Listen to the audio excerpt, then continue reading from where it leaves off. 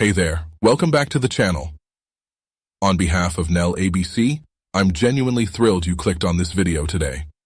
Before we dive in, if you find value in what you're about to hear, please hit that like button, share it with friends or colleagues who might need this message, and consider subscribing to our channel for more content like this.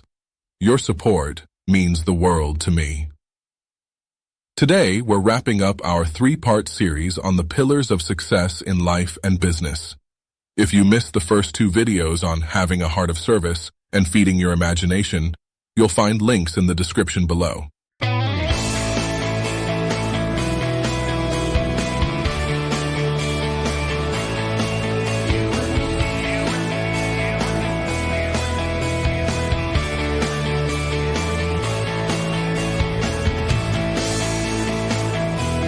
Nelson Mandela once said, "The greatest glory in living lies not in never falling, but in rising every time we fall."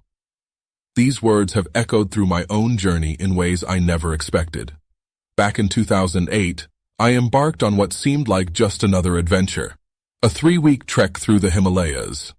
Little did I know, those mountains would become my greatest teachers, offering wisdom I still carry with me 17 years later. Picture this. Each day, we'd travel between villages, with each new destination sitting roughly 984 feet higher than the last. But here's the thing about mountain paths. They're rarely direct. The journey forced us into steep descents before we could begin the exhausting climbs upward. Sound familiar? If that doesn't mirror life and business, I don't know what does. Along those trails, I noticed two distinct types of trekkers. The first group fixated solely on reaching the destination, heads down, determined, missing everything around them. The second group, though equally committed to the goal, savored each step of the journey. They noticed the wildflowers pushing through rocky crevices, the changing patterns of light on distant peaks, the smiles of local children as we passed through their villages. One particularly challenging day stands out in my memory. I'd started late, heading toward a distant village. Hours into the trek, I encountered another traveler returning from the direction I was headed. With genuine concern in his eyes, he warned me, "If you're here at this time, you can't make it to the village anymore. You need to turn back and try again tomorrow." His words landed like a stone in my stomach. I knew he was right. Continuing meant risking exposure in dangerous terrain after nightfall. Reluctantly, I turned back, feeling defeated. It seemed like a complete waste of a day. But the next morning, I rose before dawn, packed quickly, and set out again with renewed determination. This time, I reached the village well before sundown. The sight of those stone buildings nestled against the mountainside, smoke curling from chimneys as the evening light turned everything golden. It's etched in my memory even now. That wasted day wasn't wasted at all. It taught me patience, persistence, and perhaps most importantly, that setbacks are often just preparation for eventual success. Another unexpected lesson came from something decidedly less poetic: yak droppings. The well-trodden paths were littered with them, and many trekkers, myself included, often veered onto less used side trails to avoid the mess. These alternate routes were rockier and more challenging, but they came with their own reward: cleaner boots. It's a rather earthy metaphor, but a powerful one nonetheless. Every path in life comes with its unique challenges. Choose yours wisely, know what you're willing to endure, and embrace the particular struggles of your chosen road. Despite the blisters from new hiking boots, the aching muscles and moments of sheer exhaustion, this experience lives in my heart as a source of joy and strength. Isn't it fascinating how our bodies forget pain, but our hearts remember triumphs? Nearly 2 decades later, I still think of those mountains daily, yearning for their beauty and the clarity they brought to my life. This brings me to 2 Japanese concepts that have profoundly shaped my understanding of resilience: kintsugi and zanshin. Kintsugi is the art of repairing broken pottery with gold. Rather than hiding the breaks, this technique celebrates them, transforming flaws into beautiful golden veins that tell the object's unique story.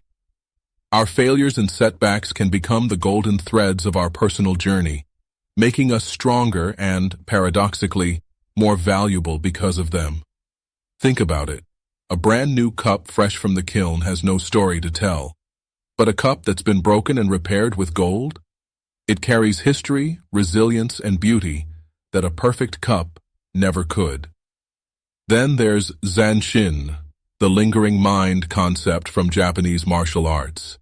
It embodies mindfulness, readiness, and presence in ways that can transform how we approach every aspect of life. First, mindfulness. Giving your full attention to the present moment, no matter how small the action. Second, completion with awareness. Savoring the end of each task before rushing to the next. Third, preparedness. Remaining open to opportunities and challenges without anxiety. And finally, harmony in actions.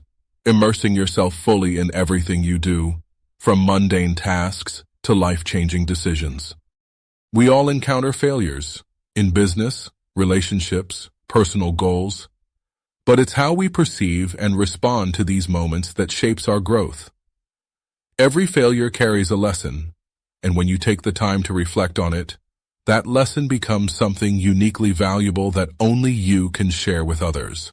The way you embrace and integrate these challenges weaves golden threads through your life, making it richer and more meaningful than if it had remained untested. Like that kintsugi cup, the more golden repairs you have, the more valuable your wisdom becomes. So often we get trapped, regretting our past or worrying about our future. By living in the present and embracing these philosophies, we can navigate difficulties with grace and purpose.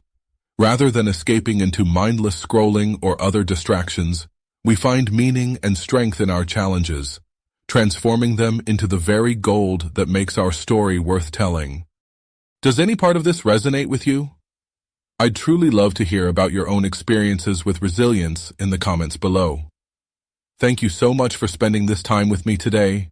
If you found value in these reflections, please hit that like button, share this video with someone who might need a little resilience boost, and don't forget to subscribe to the Nel ABC YouTube channel for more content aimed at helping you thrive in both life and business. Until next time, remember, it's not about never falling, but about how gracefully you rise, perhaps with a few beautiful gold lines to show for it.